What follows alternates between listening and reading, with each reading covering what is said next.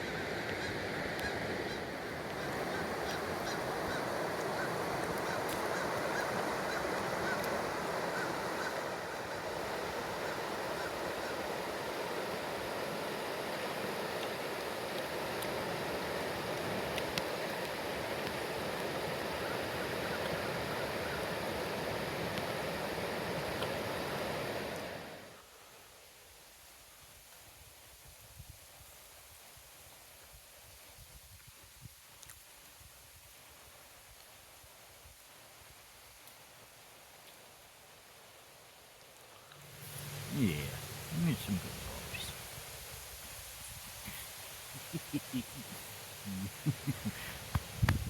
You've been eating bear poop. We don't want kisses from you.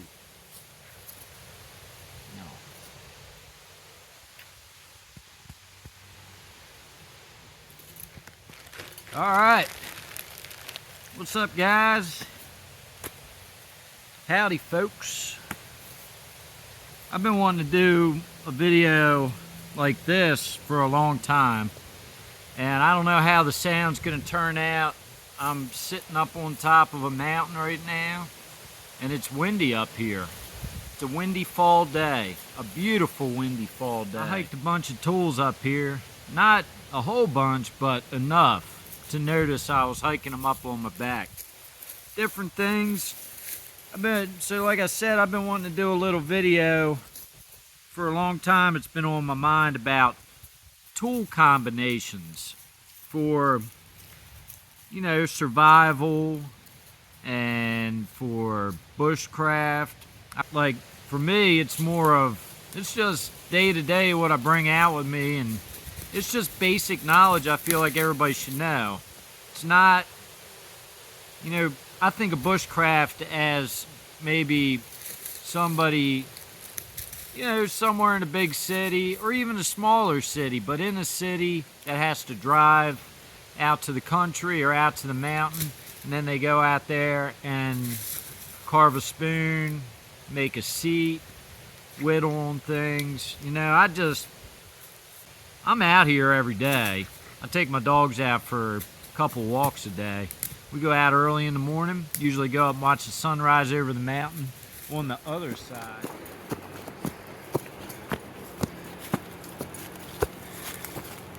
One of them presidential trees. Good boy, Bonzo.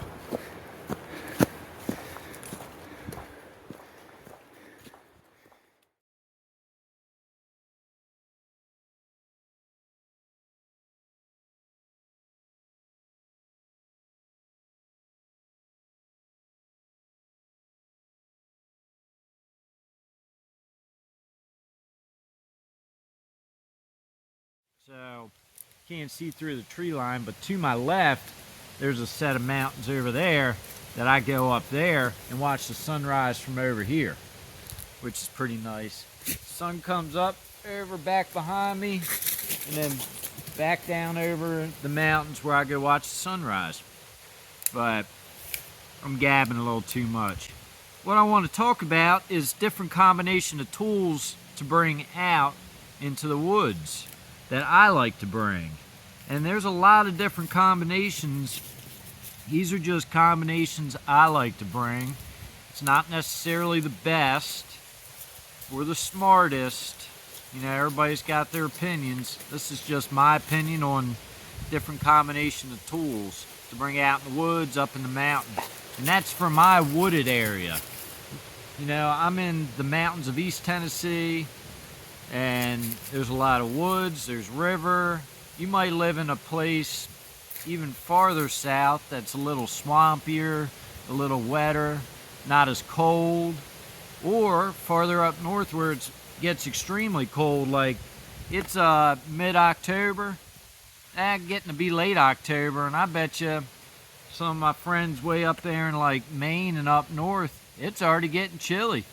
And you know, at nights it's getting chilly here. We had a frosting last night, but it's supposed to get back up to 70 degrees today. I'm just far enough south to where it's nice, like good weather.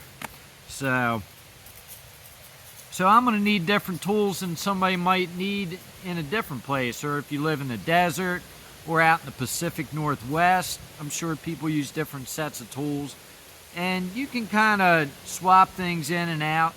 And you know, it's just the basic tool combos what I'm talking about. So let's get going on it. And let's start off with, I always have at least one knife on me, and I usually have a lot more than one. I am carrying, actually on my person today, William Collins prototype. This is one of my favorite knives, if not my favorite. It is top 3. I have 3 favorite knives, and this is one of them. Very close to being my favorite, if not definitely my favorite. I got it in one of his one-off prototype sales. I feel so lucky.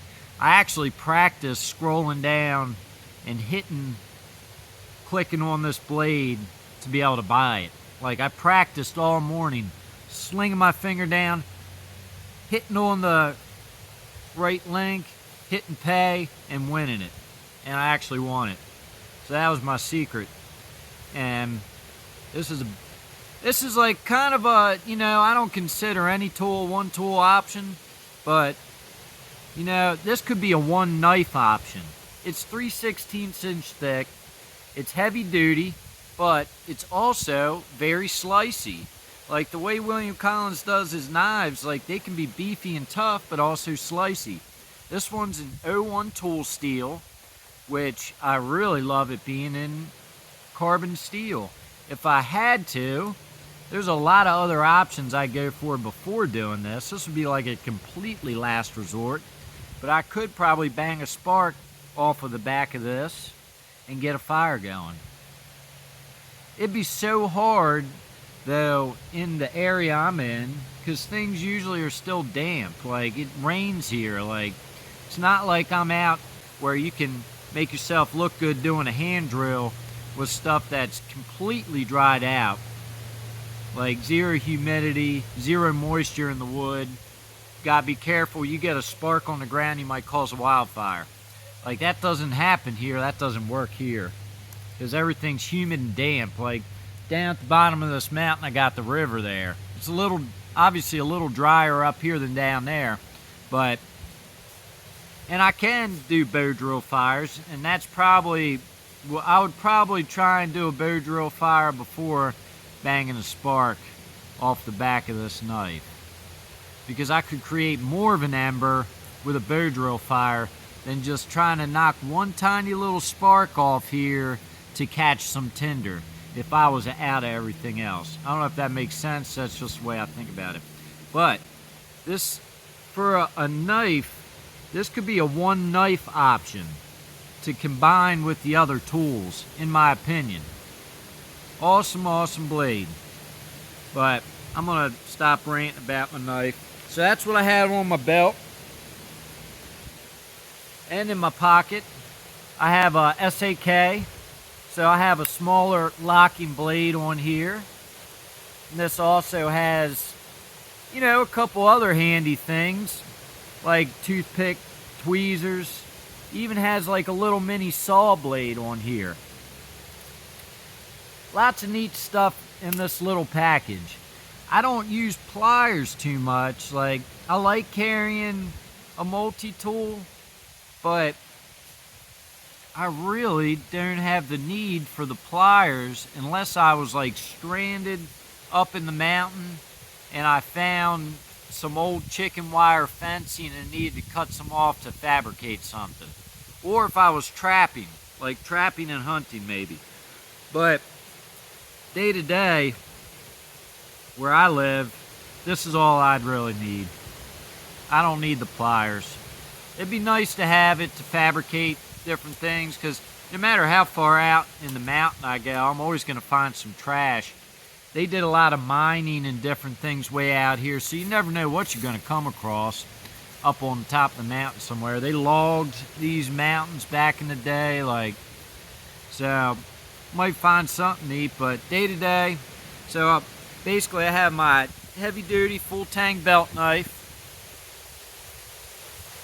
I got a SAK, I think this is the Forester version. And right now in my back pocket I have this slip joint.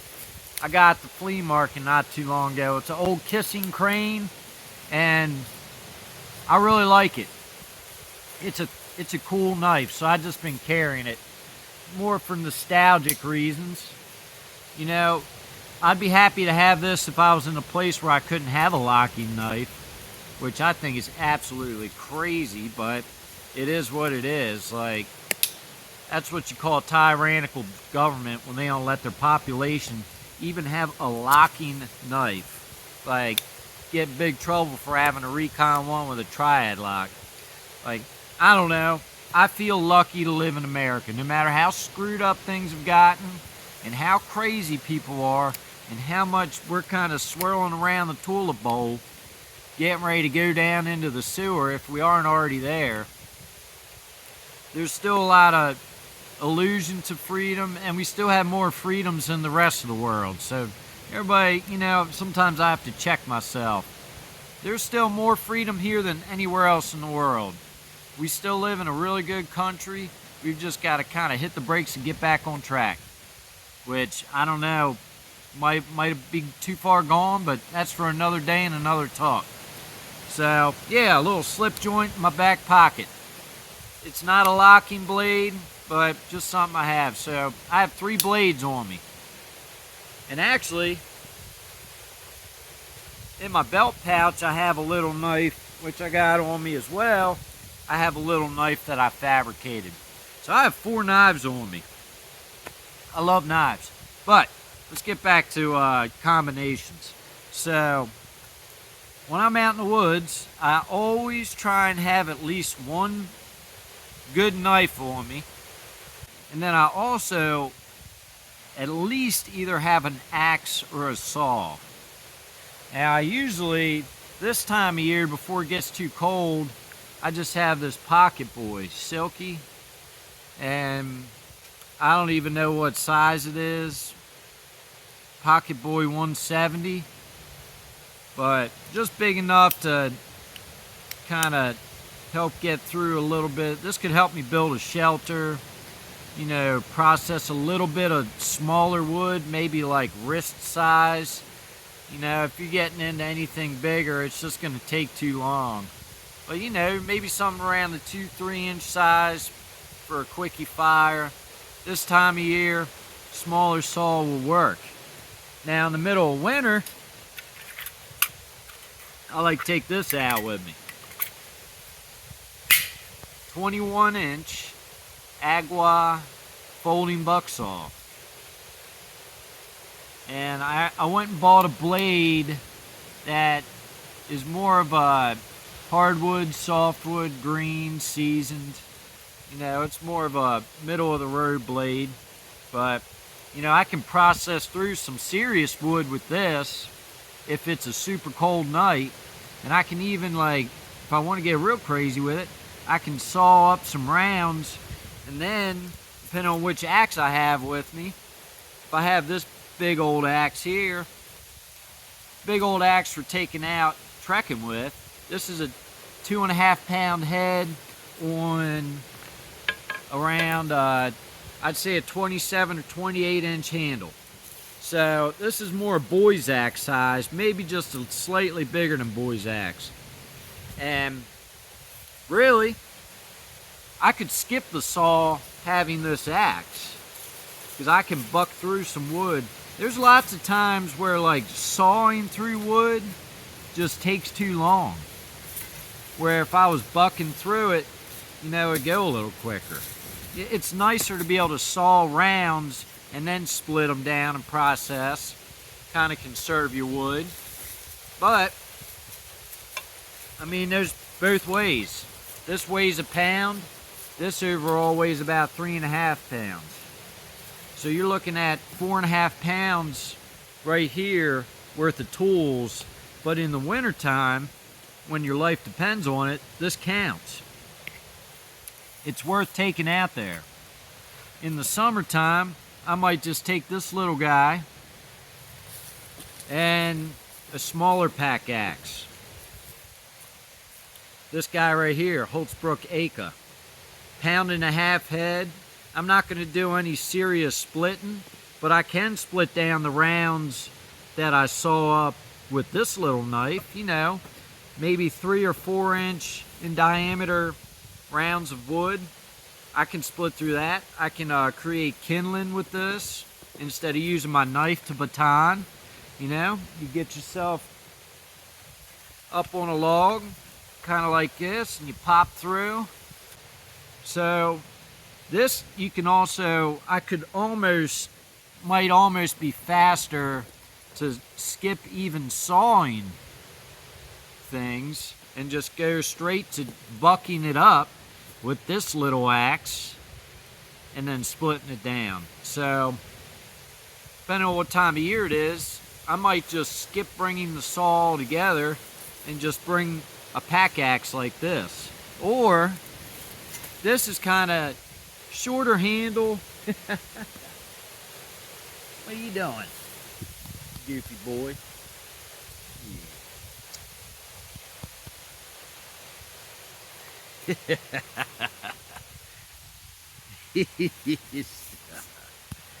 All right, enough. Hey! So this guy right here is on like around an 18 or 19 inch handle. I carved this myself.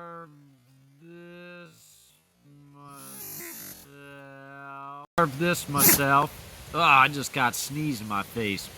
Bear crap sneeze from him munching on them bear turds. I carved this out of locust. No power tools. Probably a video on it out there.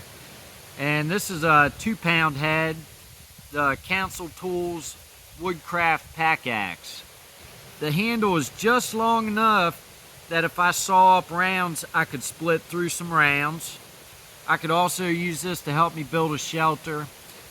It's just like, I'm used to swinging this thing around, but if you're not used to swinging around a 2-pound head on a handle, it can be a little unwieldy. You might want to go with something with this just even 1.5 pounds to 2 pounds.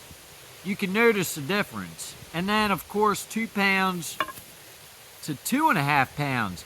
I'm not going to sit there and do a lot of carving and different crafting stuff with a 2.5 pound axe head on a 27 inch handle. And I did carve that handle as well as some Osage orange. But I can do some crafting, if that's what I'm into, with this shorter handle. This is almost, and this is why I carved such a middle of the ground handle, is it's kind of in between using a hatchet and a small pack axe when you get down to here. Now, I can process through some wood a lot quicker with this 1.5 pound head because of the longer handle. It just turns into a totally different axe. Like if I put a 24 inch handle on this axe, it would put me up there almost around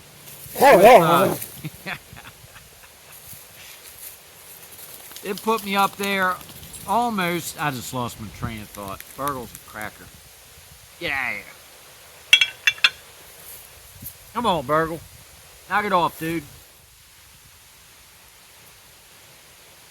So if I put a 24 inch handle on this 2 pound head, I'd be able to open that up to a whole different group of possibilities for processing wood, making shelter, things like that.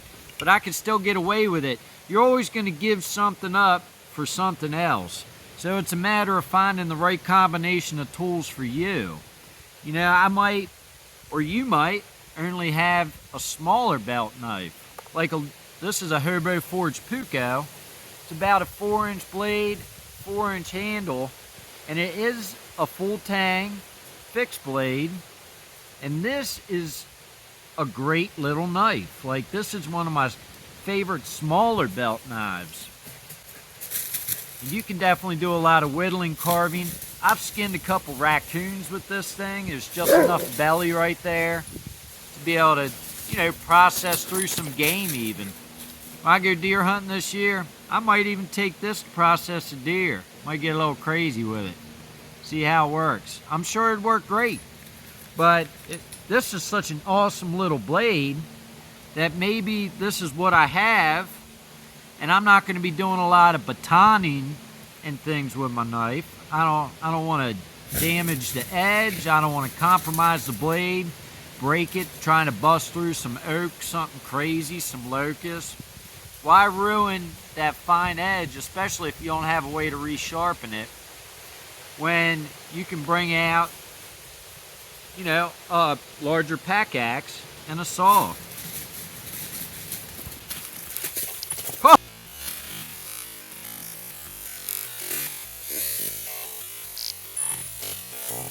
Oh!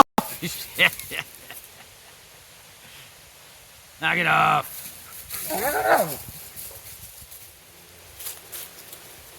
Turtle's getting fired up.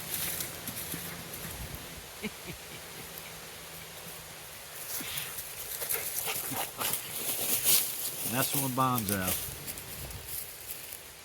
Alright. Keep losing my train of thought with these knuckleheads. So, you know, maybe I'm getting a little older, or I just don't want to carry a lot of weight on my back. So I hike into the woods with this Woodcraft-ish kind of woodworker's pack axe, which I can do a whole lot with this. You know, the handle's just short enough I can do crafting and projects, and if I want to build a shelter, this could help me. Long enough handle to be able to buck through some wood. Long enough to, you know, do some light splitting if I want to process down some more wood, or if I want to process down some kindling. So maybe I'm trying to save weight and I take this 1.5 pound head out. Overall, this guy's like 2.5 pounds. Take that, my smaller Puko belt knife, 4-inch blade, 4-inch handle, and, you know, just a smaller silky pocket boy saw. Like, maybe I'm not somewhere where it gets real cold and I don't have to worry about processing through a lot of firewood to keep me through the night, keep me safe, keep me warm, keep me from dying, you know? If I'm not up in Maine or up north in Canada or something, then maybe I don't want to carry the extra weight to have like a more heavy-duty axe. And if I was up in Maine, and I'm not up in Maine, so I don't know, but I'd probably even, if I'm going to hike out with a 2.5 pound head, I might as well hike out with a 3 pound head on like at least a 28-inch handle. I like a 28-inch handle on an axe, so I'd probably, if I was up there and I wanted to, you know, was feeling spunky, I would not mind carrying that little bit of extra weight if it's going to save my life, be able to process through some wood all night. So I might be carrying up a axe with a 3 pound head on a 28-inch handle. And that's going to be a little more weight, but I can carry that in my hands. Something more along the lines of this guy I might be able to strap to my pack. And this guy right here, being a little bit shorter, I might even be able to put this inside my pack. Now, I'm not going to be able to process through as much wood. I'd probably still be able to get through the night, but I'm, you know, it's not going to be as efficient as taking a larger axe out with me. But if I'm in a warmer climate, maybe all I need is to make a tiny fire. So I might just have this little saw a little knife, and a smaller pack axe, like, which weigh nothing. I might not even need an axe. I might be in an area where I can just bring like a larger belt knife and use that to bushwhack as a machete, you know? Bring myself, some people might have a machete instead of an axe. Like where I live, I'd much rather, like I live in a hardwood forest in the hardwood mountains, so I'm gonna wanna use an axe, not a machete. But I might not need to take out this 21-inch folding buck saw. Now granted, this really doesn't weigh that much more than this. Just a few ounces more. I don't know exactly, you'd have to look it up, but this only weighs a pound.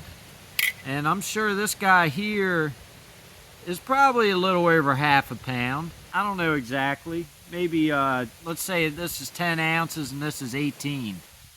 So, I don't know, even if I was living in an area, see this is going to be harder to do, you know, bushcrafting kind of stuff with. Like if you're trying to make notches for a trap or something like that, you know. But, this will keep you alive through the night. I like to always have at least one pocket knife on me. Then it comes down to, do I want to bring that slip joint that's in my pocket? This guy here, this is an old timer. I think the 125. Yeah, it's a Schrade 125 OT. And it is a liner lock, but it's not a very sturdy one. But it does keep the blade locked in place, less likely to close it on your fingers.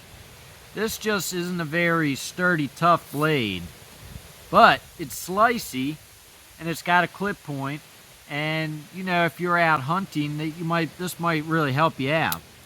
Same way with this. Now this guy, it's a lockback. This is the 51 OT, and I'd take this hunting in a heartbeat. You know, perfect little tip for getting up in there. It's a slicey blade. This is a tough, strong blade. Get a good purchase on it. It is carbon steel.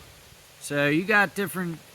You know, this is a tough blade for a pocket knife, but you want to get real tough, you know, maybe you want to go get yourself a cold steel knife. What if you don't have a fixed blade, which I'd suggest bringing a fixed blade out with you, but maybe you don't have a fixed blade at this time, or the fixed blade you have is an older, check out this old Green River or Russell style blade I got at the flea market. This might be all you can afford. I got this at a flea market for $20, and you could probably find them even cheaper. And this is a perfect knife to start out with. A cool old mountain man style knife. Whoever had it before me, they made this neat old mountain manish kind of sheath. Looks like it was made out of like a piece of boot. Something like that. I'll probably make a new sheath for it because this is getting old and worn out.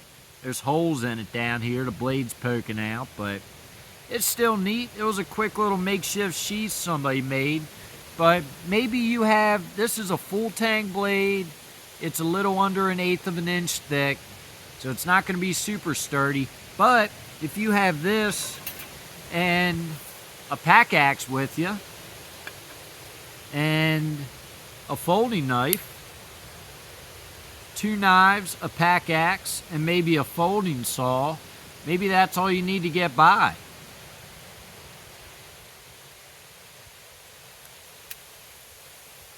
Maybe go back to one knife options. Hobo Forge, this is a custom blade Jason made me. And I know I've shown you all this a bunch of times, but this is close to being a one tool option. I want to have tools with me. I don't want to walk out into the woods with just this. But if I did walk out with just this, I feel like I could get by. I could almost get by. I could get by. You know, you work with what you have. Oh, my knee. Man. You gotta just work with what you have. Like maybe you have this big old blade here and a pocket knife. That way, for the smaller intricate tasks, you have this knife. Let's say you want to skin a squirrel. It's going to be a lot harder to skin a squirrel with this big old blade than it is with this, but it's going to be a lot easier to build a shelter and do firecraft with this blade than with this guy. So that combination of those two cutting tools, like, I feel like I could get by pretty good with those. Especially, so I have these two, and then we add in, shit fire.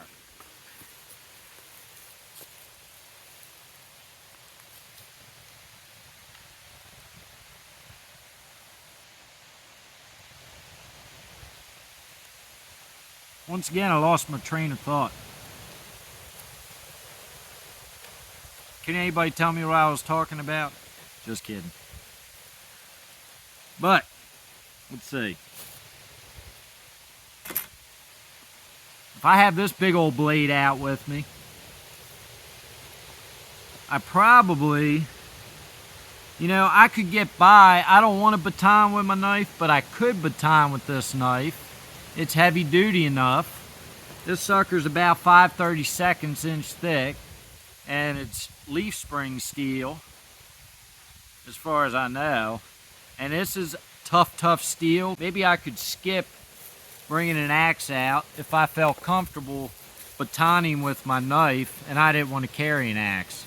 Maybe I'm not trying to baton through some stuff that's 6 inches round, but if I saw some logs that are maybe like 3-inch diameter, and then, it's some softwood, some poplar or something, and then I want to pop on down through there, get some dry wood. This is a good combination. You can skip the axe. You don't have to take a bigger folding buck saw. I don't really need to bring this unless I'm processing through some serious wood. Maybe I just have this on my side, this little pocket saw in my pack, and maybe I have a larger belt knife and a smaller puko knife for more intricate tasks, like this Kellum Fang. Now this is Kellum Wolverine. Just a smaller, nice puko style knife. Now if it was me, I like my stuff to be tough, and this blade is tough enough. But if I'm going with a smaller blade, like this one from Hobo Forge, a little bit shorter in length, but a little bit beefier, tougher blade. Just as slicey, full tang instead of rat tail tang. So if I want to get kind of wild with it, maybe I get this combo going. You go out with your bigger blade, helps you build shelter, get fire going.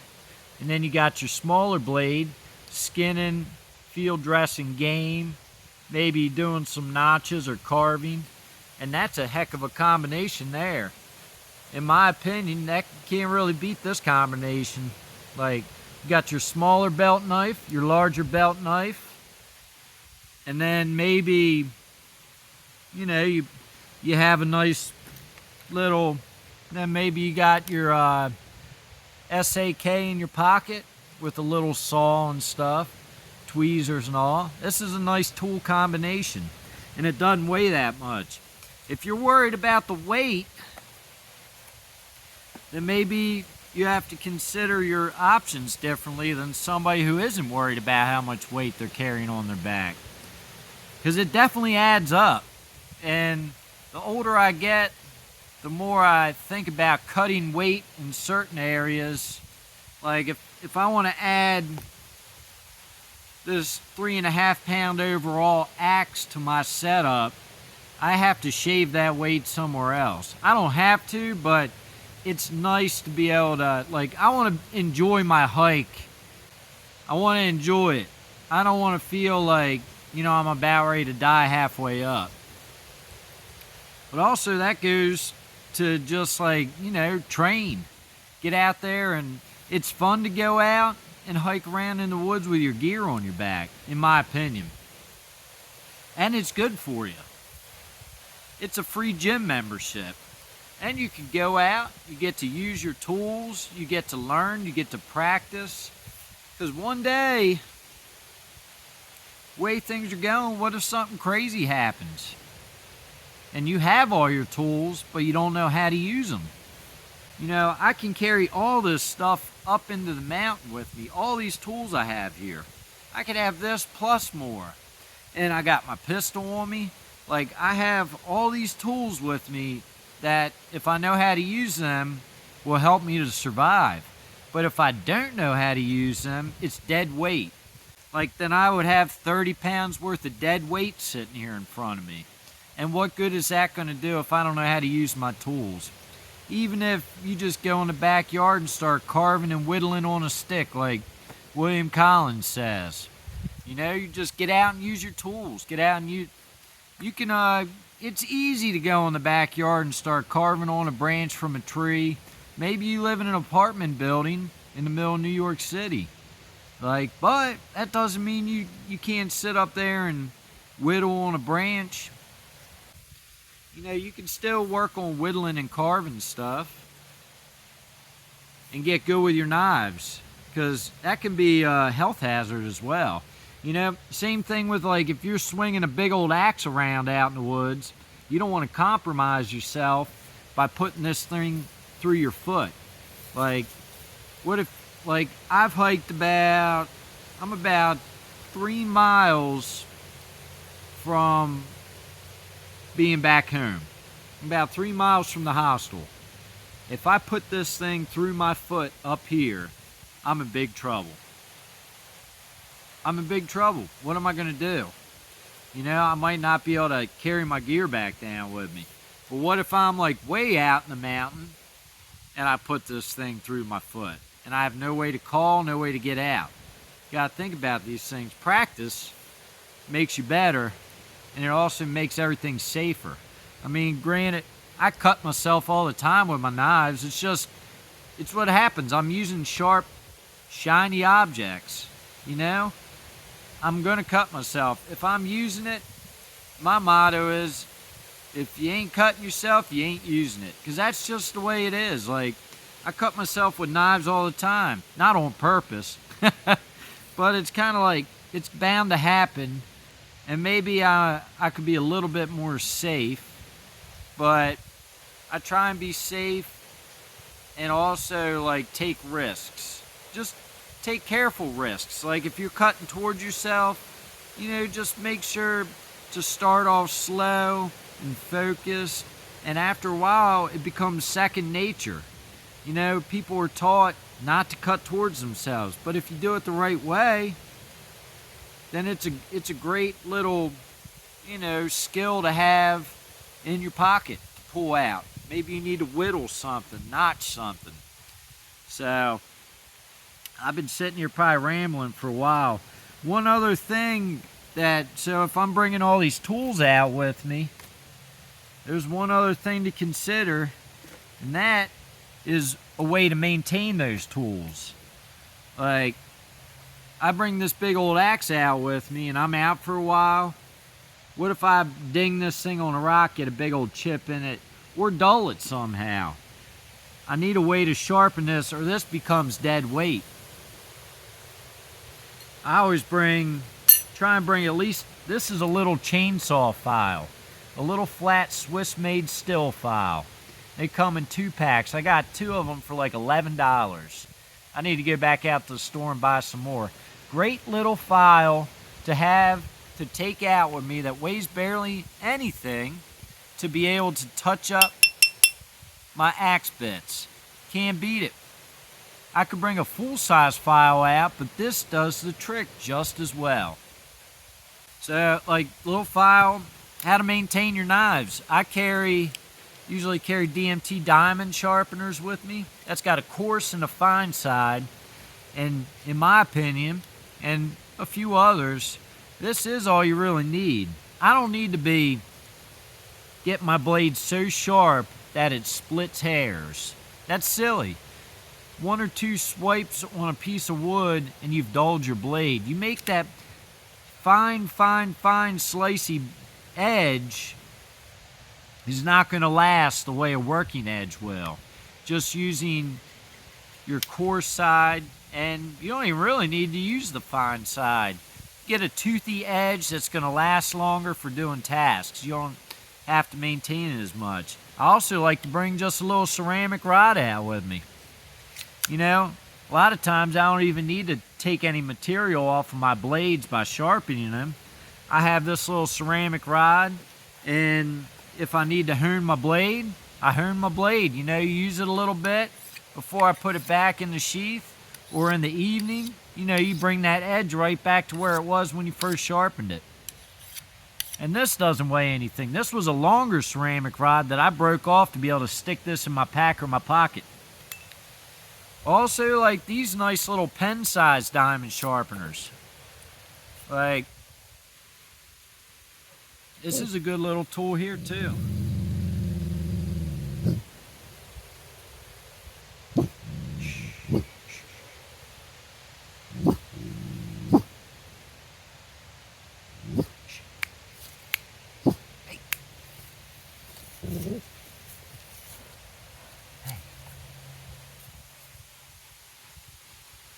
There's a dog barking way off in the distance.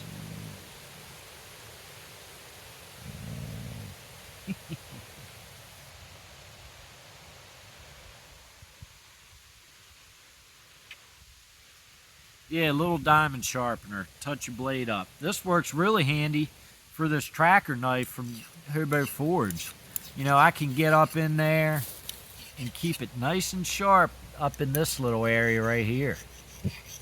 Maintain your blades.